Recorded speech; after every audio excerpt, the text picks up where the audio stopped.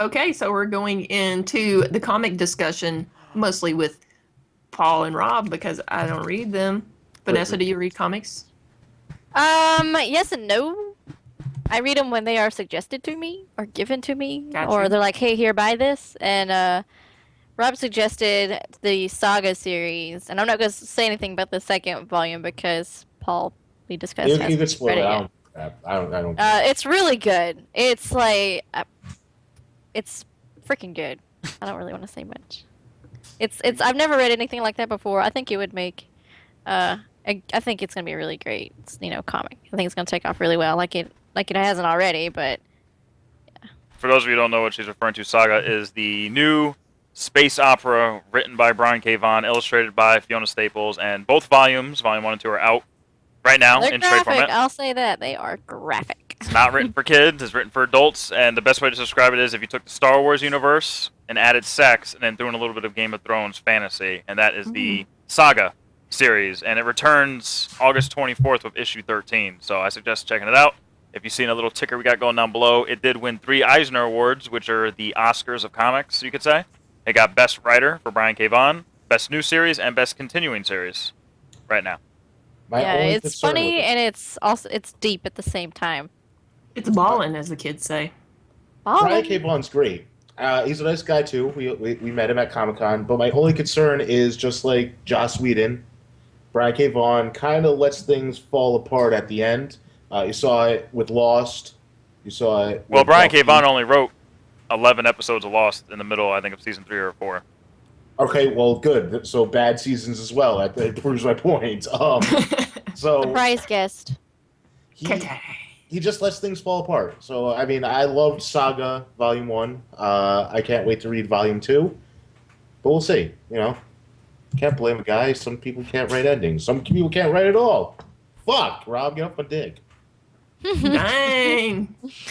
Okay, so let's talk about the weekly releases Alright, that are going on right now. so I'll go into detail only about a little bit for those of you here. As you well know, we are turning the light switch from just gaming into multi-entertainment, so stick with us if you don't like it. If not, hey, you can come back later.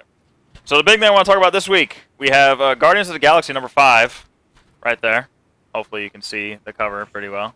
It is kind of interesting to see. Basically, this is the introduction of the character Angela into the Marvel Universe. She was taken from the Spawn universe, and now she's over here.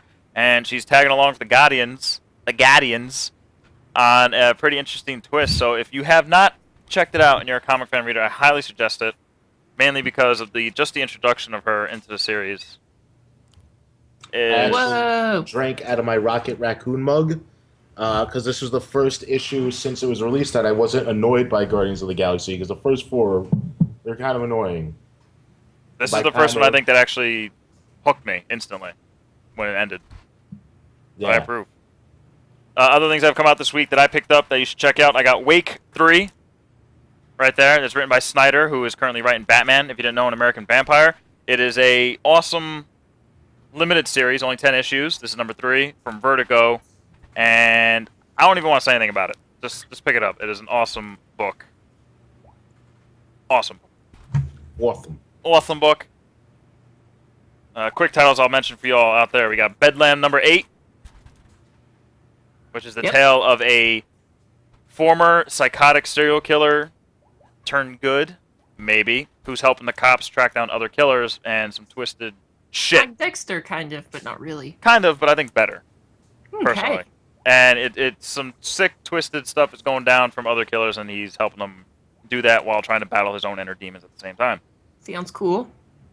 2 X-Men books came out this week. Uncanny X-Men, with the return of Dazzler as an agent of S.H.I.E.L.D., Dazzler.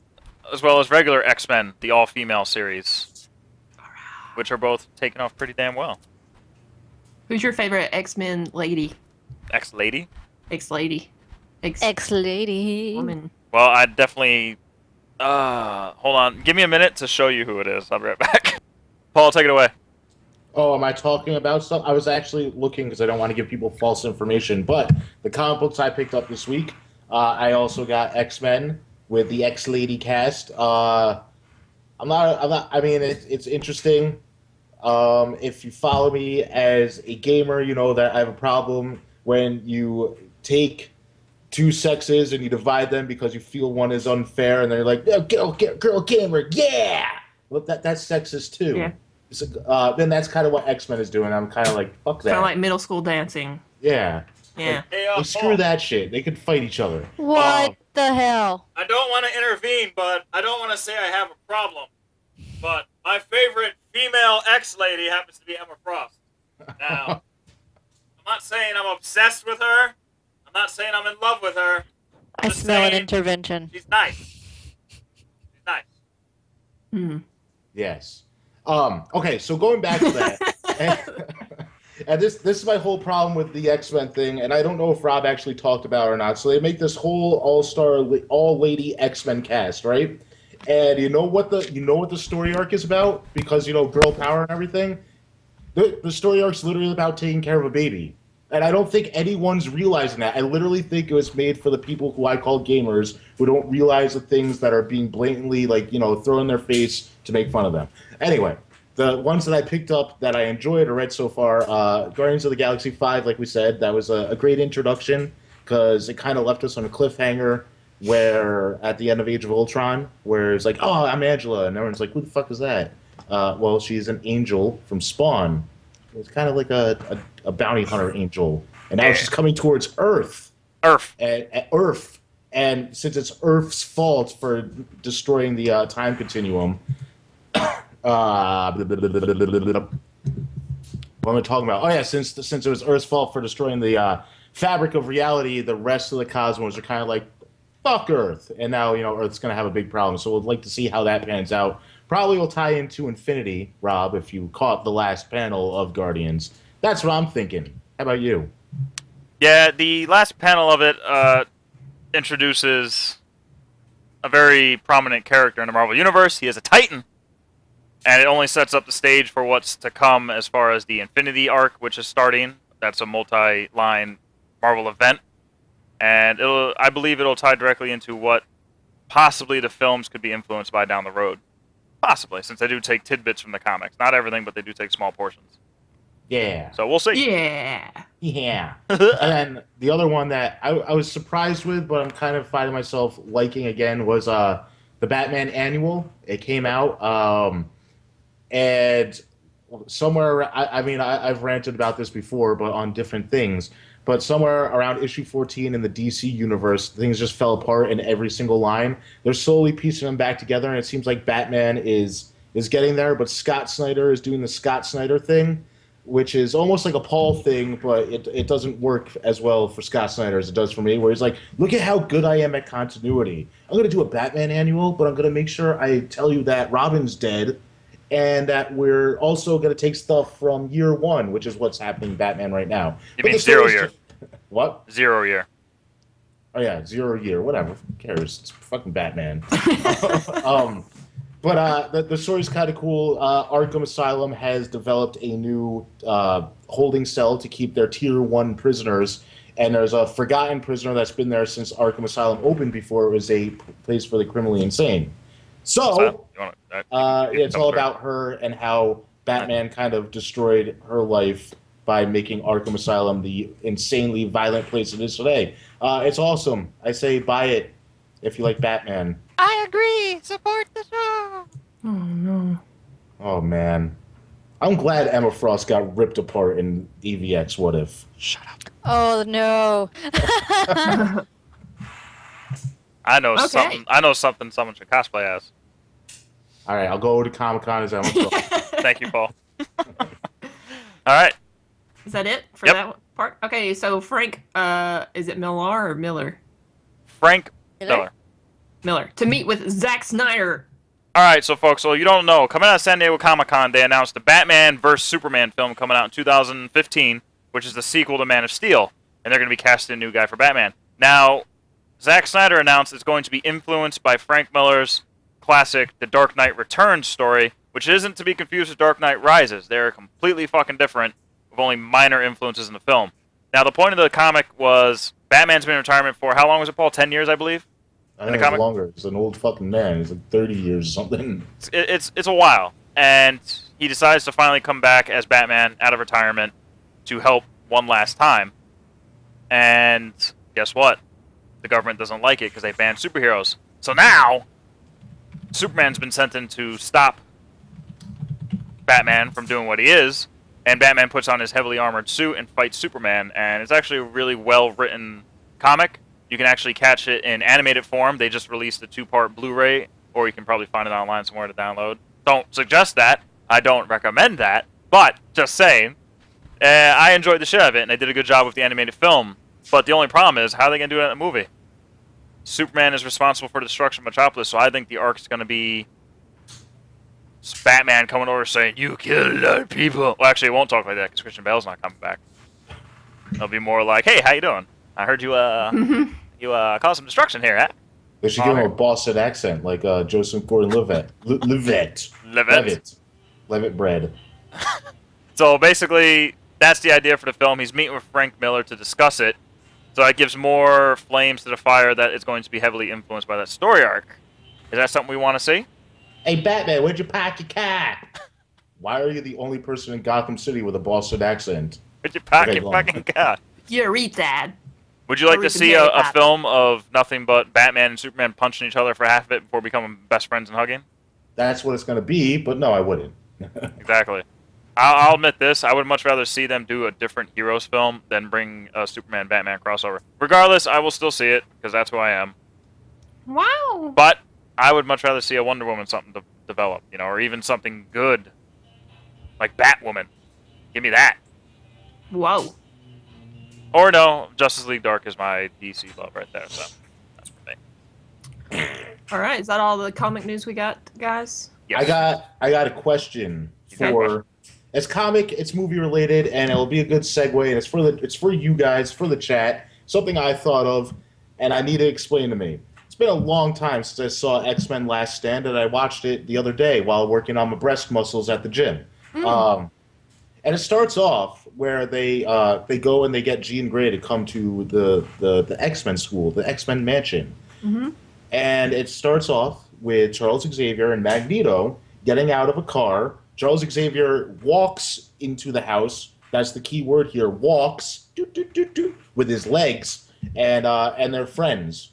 And they go, "Hey, Jean Grey, you're crazy, and let's go." But then if they're now saying that X-Men First Class is tied into the continuity of X-Men Last Stand, what the fuck? Because like Charles Xavier is apparently crippled by Magneto shooting him in the back when they were kids. So how does he walk now? And why are they friends? Paul. What? They ignore things. We also have to count into the fact that X-Men Origins Wolverine ties into the continuity. So we have Laser Eyes Deadpool, we have Baby Cyclops shooting up a school. I'm telling you, I would much rather have Laser Eyes Deadpool than all this shit that does not make sense. We'll have to wait and see. Or the fucking Deadpool video game guy. Like, I would take Laser Eyes Deadpool over any rendition of Deadpool in a video game. I wish his lies went in different directions, to tell you the truth. I would enjoy that. Like a spotlight? Like a spotlight. That would go everywhere. We'll have to wait and see. They just released images of a disco ball of his testicles shoot out lasers in every direction. But now... his dick is a sword. His dick is a sword. So they also released images from the set of what the Sentinels are going to look like. Have you seen this? I saw the heads. All right, let me pull this up real quick. Bryan Singer tweeted out X-Men Sentinel. Oh, by the way, with that, as always with Marvel movies, make sure you stay after the credits on the new Wolverine. Oh yeah, that's just saying. All right, so here I got this image. Let me save image as X-Men Days of Future Past. I'm gonna add it to the stream here real quick. Let me just click over here. Now, I personally am not freaking out like most people do. What are we looking at? Saints Row. Oh yeah, I'm just loading that image. We got the dub copter, the dub gun. What? The Sentinels look like an Xbox game? It's awesome. All right, here we go. Boop. There it is. That is the Sentinel. They actually built one to show you the size that it will be in the film. Holy shit. Now, A for effort for designing it. You know, the production crew did a good job making it. But the only problem is I don't know how I feel about it until I see him in action. Cool. He's a Transformer. That's just what the X-Men needed. With air conditioning in his chest. Yeah, that's obviously probably for him to fly. That's the fart vent. The fart vent. Gotcha. So that's what they are going to look like in the film. I already know comic book elitists are crying. The X-Men fans like, it's got to be exactly the same. No, it doesn't need to be exactly the same. Then again, if they change it too much, whatever. To me personally, I'm just gonna wait and see. Just take the movie for what it is, comic fans. Okay, leave the comics to the comics, and just leave the movies to the movies. I did Stop that with adding Dark them Knight. together. Shh. I did that with Dark Knight Rises. It's not even a good movie. Well, that's fine. All right. Okay, so I'm going to go in and I'm going to announce the films that will be out as of tomorrow in theaters near you. First of all, we've got Two Guns with Denzel Washington and Mark Wahlberg. Smurfs. You can read the comic series from Boom Studios, from Two Guns. Denzel, hey. Hi, Denzi. The Smurfs 2. Yo, I'm not gonna lie. Naughty Smurf is cute. I'm sorry, I'm attracted to Naughty Smurf. Every time I see the trailer for it, I have to watch it. Why am I getting these looks? I don't know. Okay, The Spectacular Now, whatever the crap that is. The Canyons. That's what they Europa call the chest. Report. Yeah, nothing and really. Drift. Nothing Like that's- some surf movie. Nothing that's gonna pull me to the theaters. To tell you the truth, These Nah. are all rentals for Nah. me. not this weekend. I'm gonna skip out this weekend. Yes. All right. Okay, and also a new Chucky trailer is out. Yes, but I can't show it on here because it's red band. That's the only one I found. Cool. And I don't know if there's nudity in it. That's why. That's why I don't want to show it. I don't think there's nudity in it, but I'll talk about it. I watched it. It looks awesome. They dropped the whole fucking Seed of Chucky, Bride of Chucky thing. Maybe even Child's Play 3, and it looks awesome. That's all I'm going to say. Child's Play 3. That's the one at the military school. Yeah. It wasn't bad, but it wasn't good. The last good one was Child's Play 2, in my opinion. Those were fun movies. I remember people got freaked out about the little like, oh my god, obviously the doll killing them. But you say it's already out or not out yet? What? It's not out. Chucky. Oh. I don't think it's out.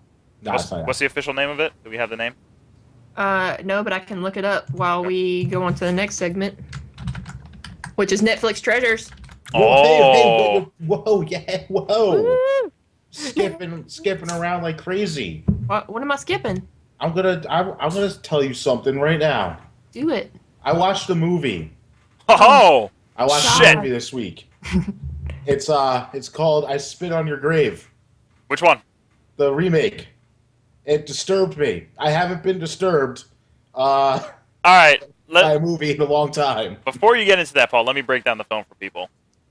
I Spit on Your Grave is a remake of the 70s one, I Spit on Your Grave, or also known as Day of the Woman. Now, this genre of film falls under the, what do they call it back then? Rape-sploitation? It's Yeah. a rape revenge film. Basically, a woman's put in a situation where she is brutally, violently raped and beaten almost to death, and then she comes back and kills every motherfucker that wronged her. Now, I Spit on Your Grave is one of the, I guess you could say, the quintessentials of the if you enjoy these series of films, you need to watch this one. Like, that's the only way I can say it. 'Cause Curse of it's- Chucky. Curse of Chucky is not a rape exploitation film. Now, those of you offended by the word, I'm sorry, but we're going to get into it because that's what the film's about. The original and the remake have this in common. She is an author. She goes to a cabin in the woods. Oh. And she decides she's going to take a little time to write her new novel. Yeah, I'm writing my novel. And fortunately, she comes across a group of people who are not very good. And they do violent, horrible things to her in all sorts of ways. And somehow she makes it out. And the remake shows a lot more brutal revenges than the original. Because the original was made in the 70s, so it was very cheesy kind of killing. But I will say in the original, my favorite scene was when she seduced one of the rapers in the bathtub. Yes, she got him to come back over. Got him in the bathtub, started giving him a hand job, and then she cut off his willy. And he stands up. And he stands up, and blood, like a fire hose, is going everywhere in the house. And it's all over the bathroom. And then he goes downstairs, there's this blood spray, and he's just like, ah! Now, I know you have to see it. It's just a very hilarious Wow. death scene. It's like Daddy Daycare, but out the other hole. Ooh. The Ice Cube film? Is that what, you just compared this to Ice Cube? That's not Ice Cube. Ice Cube was in a movie called Daddy Daycare, or was it Eddie Murphy? That's was Eddie Eddie Oh, Murphy. it's Eddie Murphy. My bad. I'm sorry. Now, Ice Cube. Not Anaconda. I got one thing to say about this before Paul goes back into his disturbing thing. One of the revenges, I'm gonna say 2 words, 5 syllables. Shotgun sodomy. All right. All right. So the rape part, I knew. I saw the original. The original was fun. What I like horror movies is it technically falls into horror if you want it. Like rape exploitation, whatever. Like I mean, you could put what is it? Fuck. The Dueling Banjos movie. Why can't I think of Deliverance. it? Yeah, you can put Deliverance into rape exploitation if you want. It's the same movie, only with Guys, a girl. that guy with the mustache. Burt Reynolds. Yeah, Burt Reynolds as the girl. Well, he's not the one that gets. Okay, whatever. But they all get raped by men, and then they get their revenge. So it's like that. But all right, so I just didn't know what I was watching anymore, because there is the penis cutting off scene, which was fun, especially when she shoves his dick in his own mouth and walks away. But like Bert's excited. She gets revenge the same exact way that to what she was done with her, which makes her no better than those rapists, because she rapes a man with a shotgun and then pulls the trigger while it's still in his ass. And that was the disturbing part. Well, she doesn't pull the trigger. Okay. There's more elaborate to it, but folks, it's a genre where if you don't like that topic, don't even dare try to watch it. All right, it's its own form of horror on the sides. But it is. It's the fact of, like Paul said, horrible things are done to her. She does just as equally horrible to them. And there's huge debates online. You go to forums, read about it. People are like, I feel sorry for the guys. And then other people argue with them saying, how dare you feel sorry for them because they're the ones who did this to her. And it's like... She didn't get her colon blown out by a shotgun. I'm just saying. It was horrible. But damn. What's that Denzel movie where he shoves a bomb up a guy's butt? What is that? Man on Fire? Was it? Or is it the other one, Out of Time? Man. There's like 2 movies he came out with. They're the exact same movie. Out of Time and Man on Fire. But do you see the bomb blowing up in his butt? So, folks, again, it's a film. Head. It's its own genre. You have to like that genre to really... Then again, I don't know if you'd even enjoy it. And I watched Human Centipede 2 with you, and Human Centipede. It didn't bother me. Human Centipede is not as bad as I Spit on Your Grave as far as content. Something just about the shotgun in my butt bothered me. Like, I mean, Vanessa's looking around because I don't think she wants to talk about people's ass-to-mouth diarrhea, fart, and people's mouths things. But it's a genre of horror films that is its own particular audience. Man, I wish we could play that clip just so it's 17. Is that your Netflix treasure? No, it's not on Netflix. It's not on Netflix. Oh, But okay. before we go into there, I'll talk about the one movie. Like, everyone's talking about these movies that they're excited for. I have my thing. Man of Steel didn't wet my willy. Pacific Rim, don't care. Big robots fighting each other. Yes, Whatever. let me pull up this trailer while you're talking about it. Yeah, so Pacific Rim, nothing. Didn't do anything. Star Trek didn't make me feel funny in the pants. Don't care. You want me to show the trailer what it is? Yeah, I'm not even going to talk about it. All right, folks. These guys, the guys who made this movie, been in my life a long time, and I'm good. I'm. That's not it. Bad Rob. There we go. Here we go, folks. Enjoy.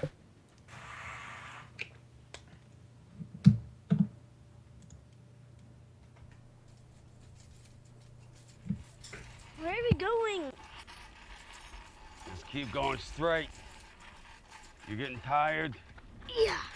You shouldn't drink so much. Are we gonna get in trouble for this? They won't notice a thing. That's how it looks most of the time anyway. What y'all doing? Whoa, whoa, whoa, whoa, whoa, whoa. I'm taking you to your dad so he can look after you. Come on, let's have some fun. You're gonna fix that penguin, bro. Nope. What the fuck? Grandpa, this thing doesn't work. Oh, God. Nothing. Oh! Ow! Ah! I'm hungry. Follow my lead. Okay, Grandpa? Well, they're gonna take that child away from you. I'm sorry. You are sorry. You're sorry as hell. You're very pretty when you're pissing mad. me off. Thank you for being here today. What's your stripper stage name? I look like a stripper? I'll just call you Cinnamon. Wanna have some fun? Yeah. You're a pretty little girl. You got it? One of these girls is a grandpa. Is that weird? We just never seen it, so it's different.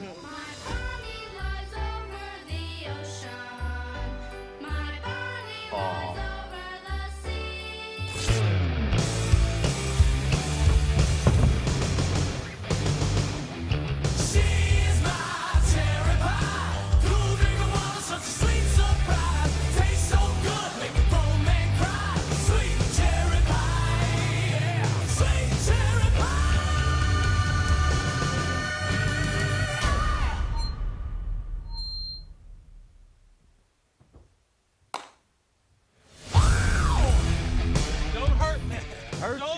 I'm 86 years old. Don't hurt.